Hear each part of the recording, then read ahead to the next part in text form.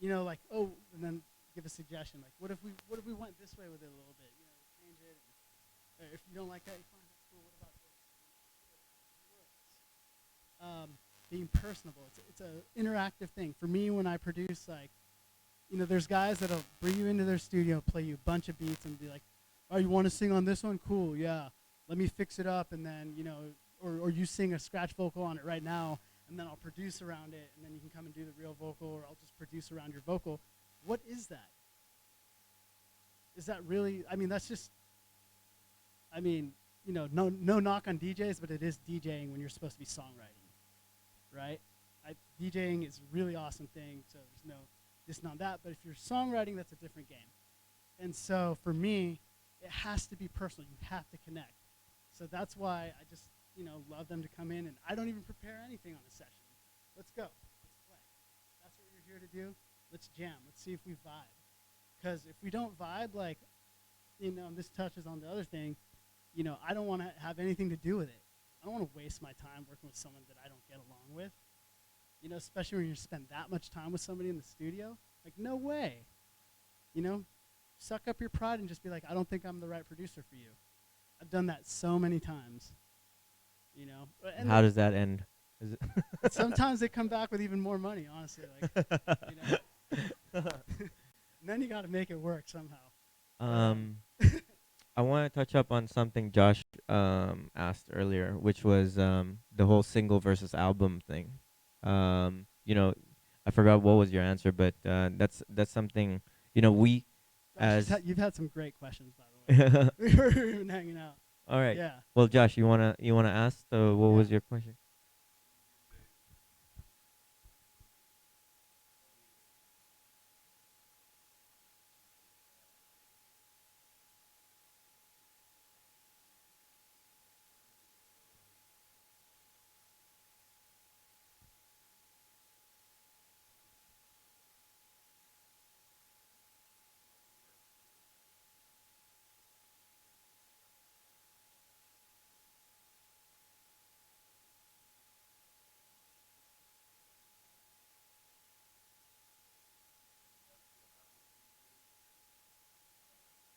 Yeah.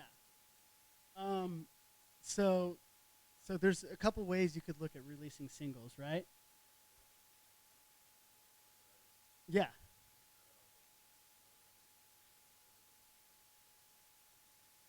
An amazing album. Yeah.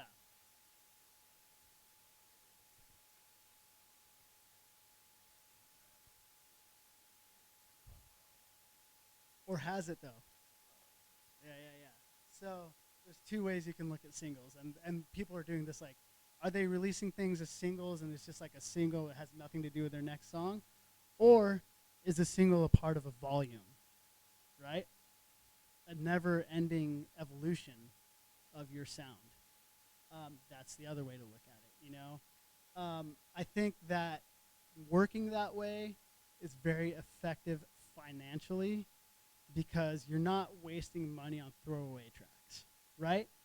The other advantage is that you can see what happened with your first song and kind of feed off of that momentum into making your next song, right? That doesn't mean all the songs are going to sound the same, but you can kind of like experiment a little bit as you go. Like, oh, this song didn't do as well. Like, let's try something that's maybe a little more higher pace, like the first song or something. And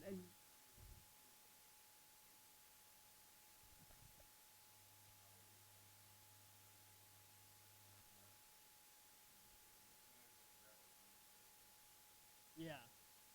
And now like Mix Mag is pretty much only online, anyways. Yeah, yeah.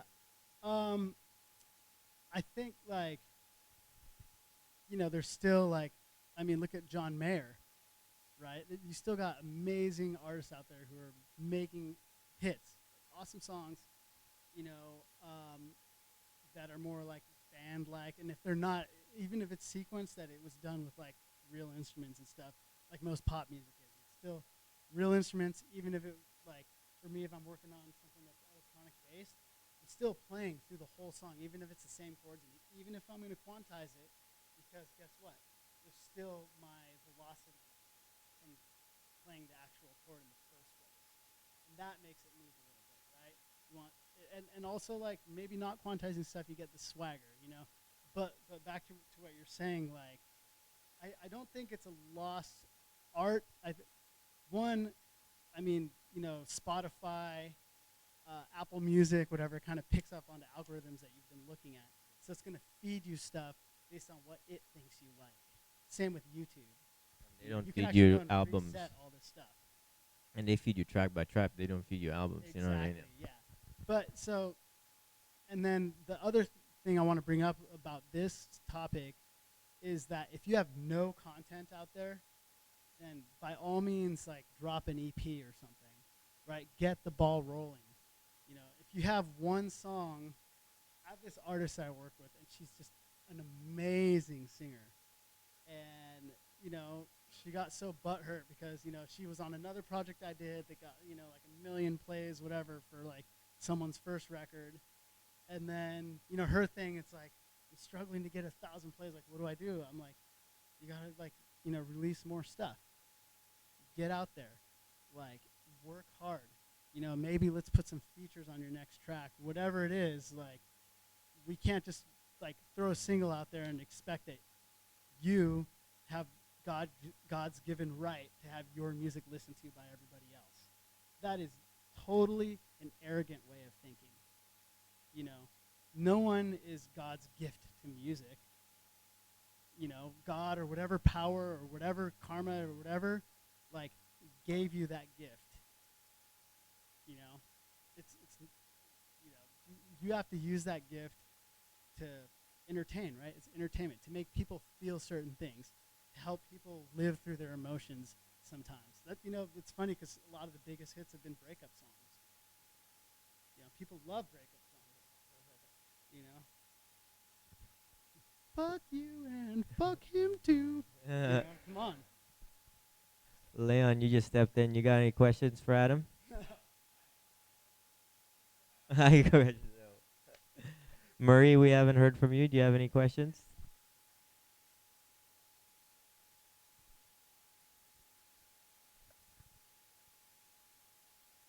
Oh, Yeah, okay, you're cool. welcome. Thank you. Well, we let's have a self-reflective moment. What did you?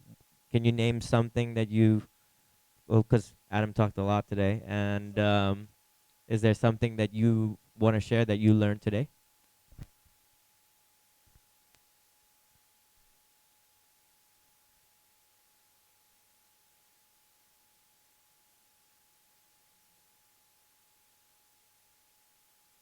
Thank you.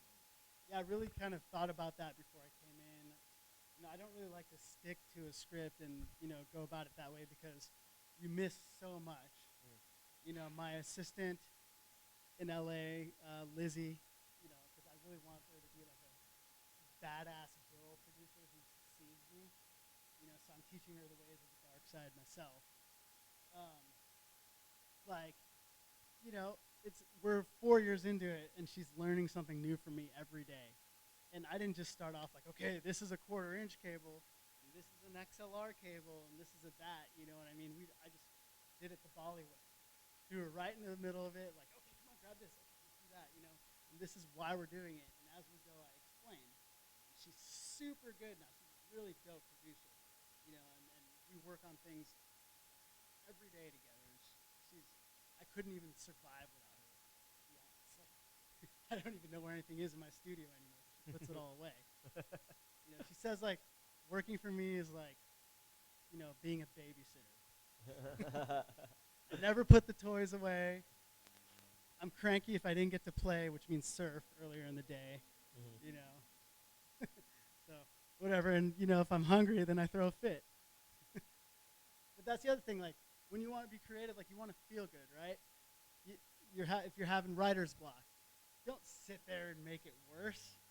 Like that's the last thing you want to do. For me, like I'm gonna go out and skate. Like I like to vert skate, do really dangerous things and break my bones and whatever, or surf. You know, do fun things that like free your mind because it's in that moment. You know, for me especially those moments where I'm 14 feet in the air on a a clamshell on my skateboard upside down, where like all of a sudden the song pops into my head, and you'd never know when that's gonna be. It could be when you're like driving your motorcycle out here, or in the car listening to another song you got inspired. Like, oh, I can do that in the thing I was just working on. Like that works perfect. Like take that idea and run with it. But if you sit around and just like, okay, I can't get past this four chord, damn four chord, nothing's gonna change, right? And that's the other thing is do not be fearful of change. Like it is inevitable. Like, you bring someone in, you collaborate with your friends, the song is gonna change. If you are the producer that tries to control everything so it doesn't change, the song is just gonna sound static. Yes.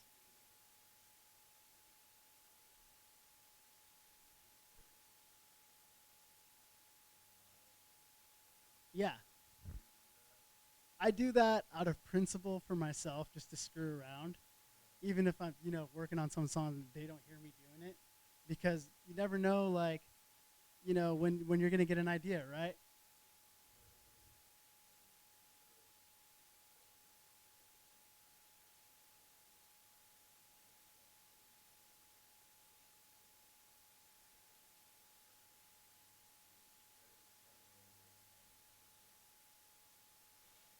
Well, I mean, I wish I had like the perfect answer for this, but the perfect answer really is that all those things are right.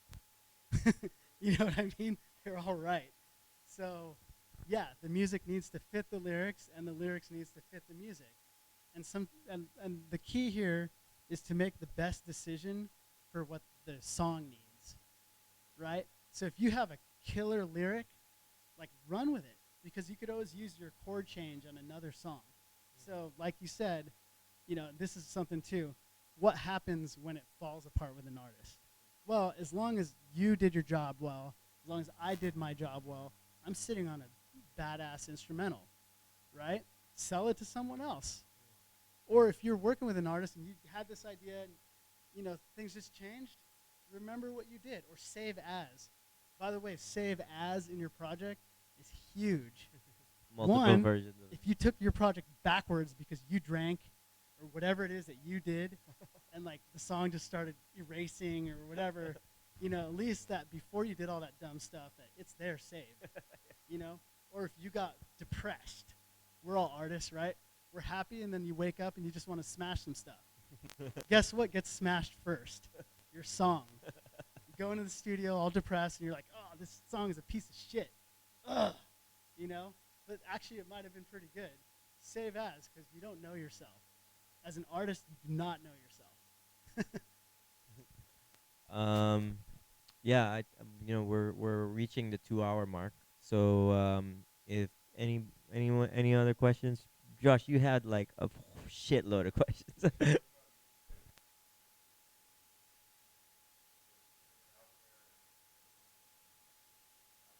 um, I love mixtapes. Love mixtape. So I'm a fan of the album, the art of a mixtape, whatever it is. I like music in every form. I love singles, like, you know, every genre. Maybe not some like white pride country stuff, but like whatever, you know, like um, I love everything. I like old Patsy Cline country music. You know, um, I mean, who doesn't enjoy a little bit of Johnny Cash sometimes? There's some real grit right there. Um, so I think like not worrying about like the ADD that the rest of the world has, and just kind of like finding your niche in your sound, your writing, whatever it is really important because there are millions of people out there just like yourself. I worked on this kid Cody Deer's album, a jazz record, right? Totally like, straight jazz kind of funk kind of stuff. And I was like, well, we'll see how it does. His first record, over 1 million streams on it on Spotify already.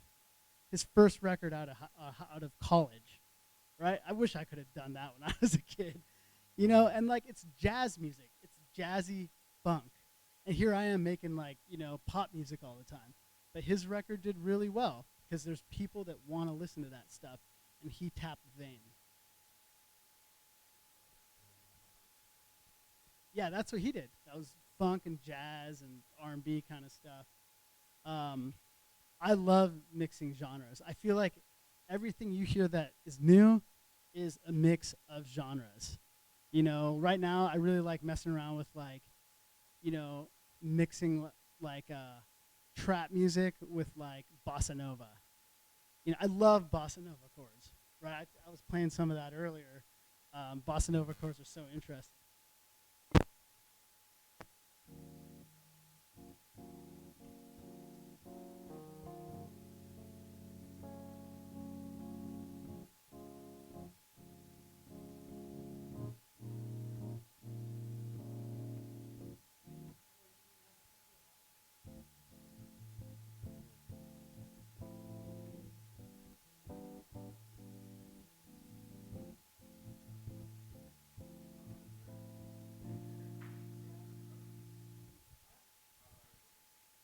Mm.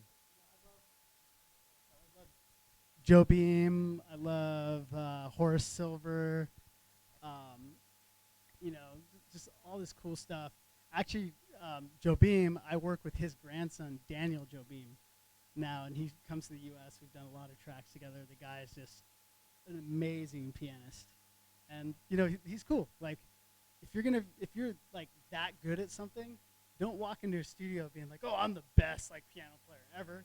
He's like, he wanted to hear what I had to say musically, and we made beautiful art together. You know, and yeah,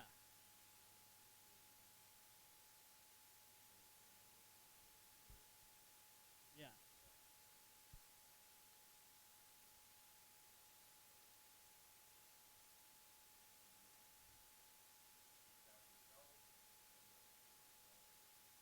yeah, yeah, absolutely. And that's the whole thing of like why you do music. That is it right there, for the love of it. Because I feel like when I'm in a session, as soon as like I'm making something for money or fame, whatever it is, that my spirit leaves me. Like I literally would rather, you know, work at KFC than be making music like exactly for like money. You know, where where's the soul in that? Um, I also feel like if you do everything for the right reason, and the love is in the music, like everyone can feel that, and if you're open minded to it, like the money will come. The money will come if you truly put the right intention into it and the right amount of hard work. There's so many people who haven't made it and complain, and what is making it even, right? I got a Grammy nomination. There was Booker T on that album, Greg Allman, Trombone Shorty, Joe Perry from freaking Aerosmith, like so many people on one record, and literally, and it was for this lady Mindy Abair, and and I'm sitting there. I didn't even go to the Grammys because I'm just go whatever. I was invited. My parents wanted to murder me for it. But I went to the after parties like we were talking about. And that's where you really meet people, anyways, not looking schmancy on like the chair, And it was fun, and I got to sit right next to Chick Corea, and the president of the record label was like introducing me, and we hung out and stuff. It was really cool. Um, and then a year later, I'm going up, and it's like that guy doesn't even like remember who I was. Not Chick Corea, well, he probably doesn't anyways too. But like, the president of the record label. It's like, oh yeah, whatever. You could make that album was number one on jazz for a while, on Billboard, and then it had a Grammy. I did a solid for them, at the best price I could give them and all that. And then here I am later on trying to like do some other stuff, and it's like, oh yeah, you're like this piece of dirt again. So it doesn't matter, like, as long as you're the guy who finishes stuff or the girl that finishes stuff, like these people will come back to you. They have come back to me. I don't go chasing them down. It's like, I'm trying to ask a girl out on a date. Am I gonna? And maybe for some people this works, but am I gonna go and pester her the whole time? Like, oh, will you go out with me? Will you go out with me? Like, I want to play it cool a little bit. Like, yeah, hey, and then just hang out. do your own thing and let them come over to you. Yes, I'm sorry. um, I can relate a lot of that to DJing. There's a lot of DJs that are here. Which is, from the network that the work ethic that you give in, your character as well. If you're an asshole, no one's really gonna book you, and no one's really gonna be producing with you. And that kind of like goes to show with what you were saying, which is just like people are gonna come back if they like working with you. They're gonna come back to you. If you're talented, people are gonna come back to you and all that stuff, right? Uh, Exactly. It really comes down to, are you the person who's gonna do what you say you do, mhm. right? Because like all these people, like I was saying a second ago, they're like, oh, I didn't make it, or I didn't, I'm not getting any gigs. I can literally point out to them like what they do wrong all the time. And it comes down to the same thing. Maybe physically it was a different thing each time, or literally, but like it came down to one thing. You said you could do something and then you fucked it up. Like when it's at that level for release or whatever it is, I don't care if it's someone that's paying you 5 cents or $5,000 for a track. You treat these people the same, because word gets around about what you do, and karmically, it's all there. I mean, that's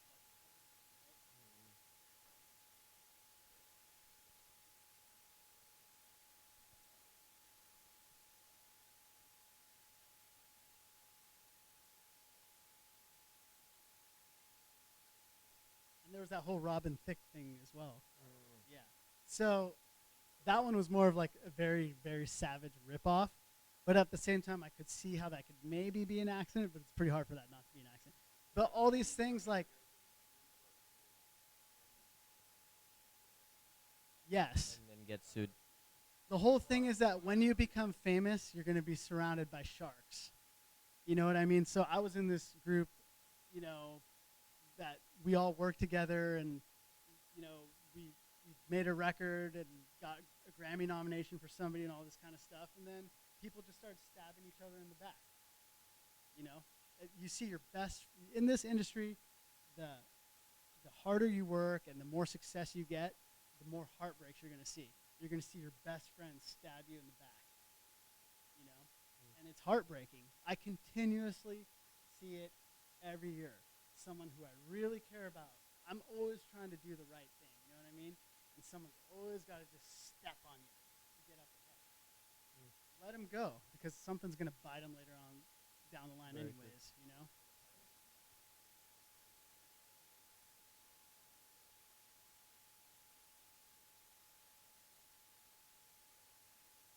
From stepping on your back and trying to I rain on guess your parade. Yeah. how are Well, you that's gonna what I'm saying. protect Like yourself? that's what I was saying. People like step on you, trying to drag you down. The higher up you get, one, the likeliness of something like that happening while you're starting out is very slim. You know, because the people are only going to go after you if there's something they can take, right?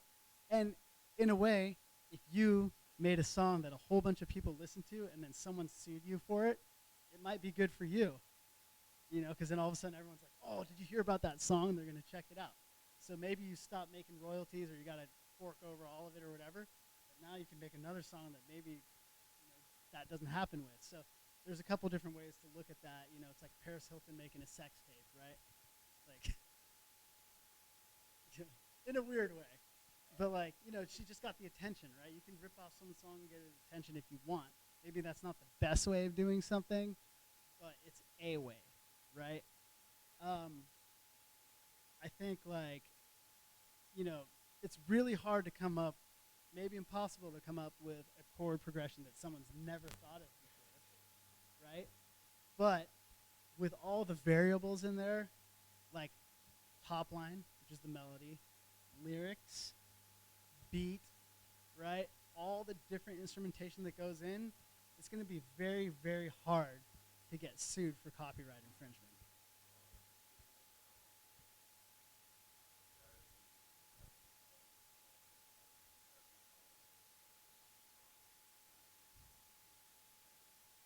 Um,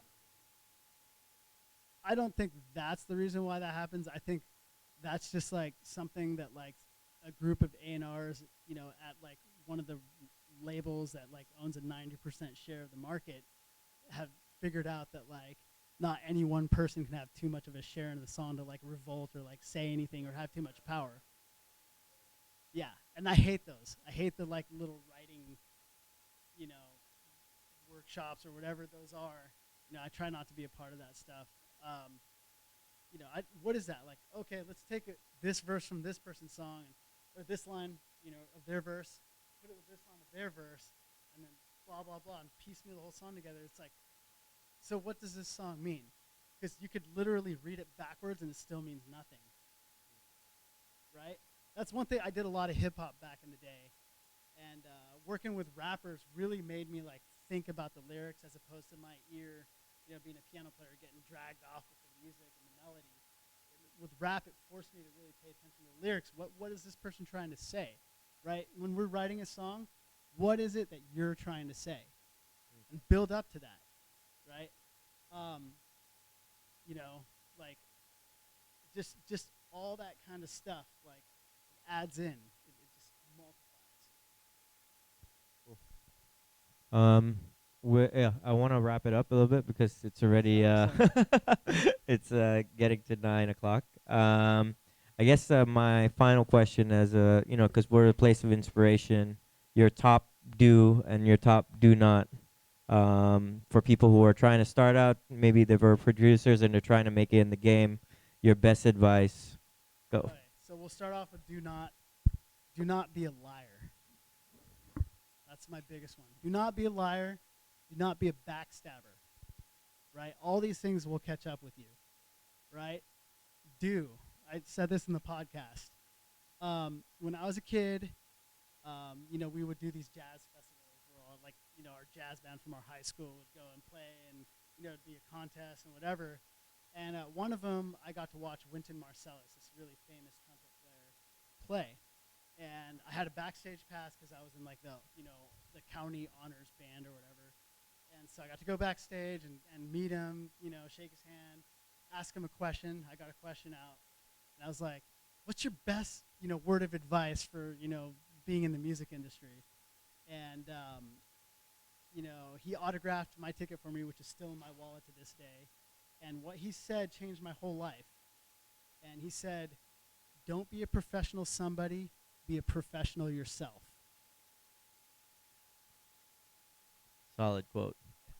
So that's my advice right there. Don't be a professional somebody, be a professional yourself. Cool. Well, thank you. First of all, thank you, Adam, for that super, very, very explicit breakdown of producing and this whole workshop. I mean, he's been talking for 2 hours, guys. Let's give him a round of applause, man. And follow him on Instagram at Mr_Adam_Berg. Follow his journey. This guy's been producing for a lot of people and continues to produce for a lot of people. I believe you got a project with Major. Yeah, so I'm working with this producer, Major. He actually just did one of Billie Eilish's new songs. He's got a lot of huge hits out there, especially with Bieber, obviously. But he's a super cool guy. We get in the studio, we write, same kind of vibe. One of the things he likes to do is go into the studio and just sit down and everybody like breathe, close your eyes, chill. That's how we start off a lot of our sessions. He's all about the vibe. Super, super true human being. That's what I like to surround myself with, is people like that. Cool. And then there's a band, Mike Bauer. Oh yeah, that's as the well. band I tour and play This with. this band's music is awesome, guys. Yeah, Mike Bauer. It's like on all our Spotify. music on Spotify. Really, really If it sick sounds ass electronic, songs. It was live, and like so fun. I kind of do like a throwback with him. It's like Isley Brothers meets a little bit of Robin Thicke, meets a little bit of Earth, Wind, and Fire, and our live shows, like we just sell out everywhere. Viper Room, we saw Troubadour. We just played an auditorium full of thousands of people in Colorado. We toured Arizona, Colorado, and we rolled through Utah and Nevada right after that. It was so fun. Like he's really cool because he takes us on like hiking tours, you know, like right after all our shows. Like, oh, we're in Colorado, let's go climb this mountain, you know. And it's just like I feel like I'm gonna die after every time I go on the road with him, but like it's just so worth it. And the music, the musicians are just fire. Like it's amazing.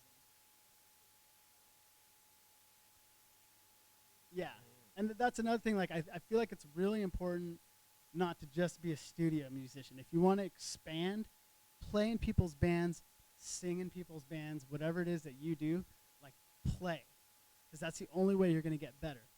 Playing live, like for me, like when I would just play in the studio, if I do that for too long, I start to suck. Like I can't even play anything, you know. But when I play live, like I have to know these songs. I'm not going to mess up on stage in front of like thousands of people.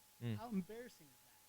But the only way to ensure that you're not going to do that is to put yourself into that situation where there is literally no turning back. Right? That's what this is about. Like you're going to do it. You're going to do someone's record. There's no turning back. Get it done. All right. Well, thank you, Adam, again. Just want to give a couple announcements. There is another, since everybody's here, is trying to explore music and grow in music. We have Chris Brown's DJ. He's going to be doing a workshop. He's a Grammy Award winner for his music with Skrillex and Diplo for Jack U. So that's on September 21st. And then we also have a coffee workshop this Thursday, if that's your thing as well. But yeah, thank you all for coming down. It was a long one. I hope you learned a lot from this. And yeah, that's what we're trying to do here in Bali Praia, right? We educate and we're trying to share knowledge and all that. And thank you, you know. Just a quick one. We don't really make a lot from these workshops, so I'm starting to also ask for donations. It's up to you. You know, I'm not forcing you guys to contribute, but if you do feel like you learned something today, all our staff is working on overtime, so it would be appreciated if you guys just give something. That's on that right in front of the Mega. Show them that tip jar, like right there. It's right in front of you. That, yeah, that thing. Yeah, there you go. No, no, where the glass thing is. There you. No, no. Okay, you guys know where it is. Okay. Anyway, thank you so much, guys. We'll see you in the next one. Yep.